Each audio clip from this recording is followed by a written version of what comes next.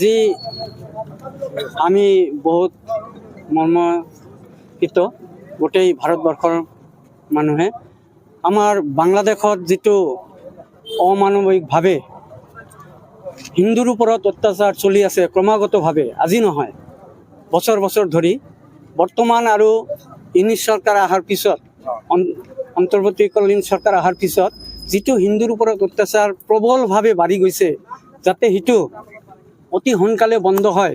সেইকাৰণে অসম চৰকাৰ, ভাৰত চৰকাৰৰ ওচৰত আমি অনুৰোধ জনাইছোঁ যাতে তেওঁলোকক আন্তঃৰাষ্ট্ৰীয়ভাৱে হেঁচা প্ৰয়োগ কৰি আমাৰ হিন্দুৰ ওপৰত অত্যাচাৰ যাতে কম হয়, সেইটো ব্যৱস্থা অনতিপলমে কৰিব লাগে।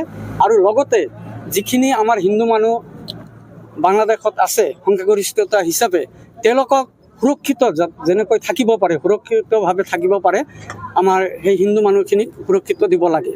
তৃতীয়তে হ'ল যি অমানৱিকতাভাৱে দীপু দাসক 18 তাৰিখত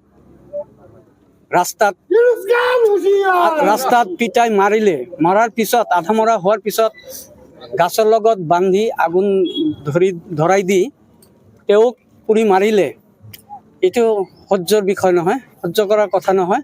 গোটেই পৃথিৱীৰ মানুহে চাই আছে এইটো, অকল আমাৰ ভাৰতৰ মানুহ নহয়, গোটেই পৃথিৱীৰ মানুহে এইটো প্ৰতিবাদ কৰি আছে।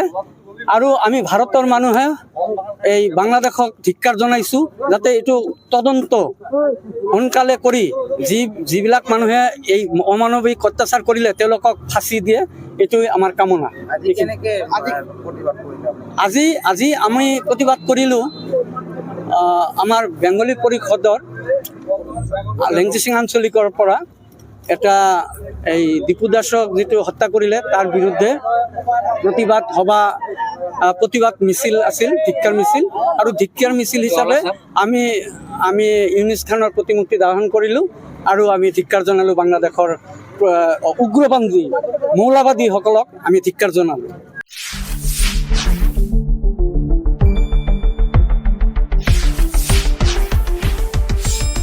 শুদ্ধ আৰু বিস্তৃত বাতৰিৰ বাবে চাই থাকক নিউজ ডেস্ক ৰিপৰ্ট।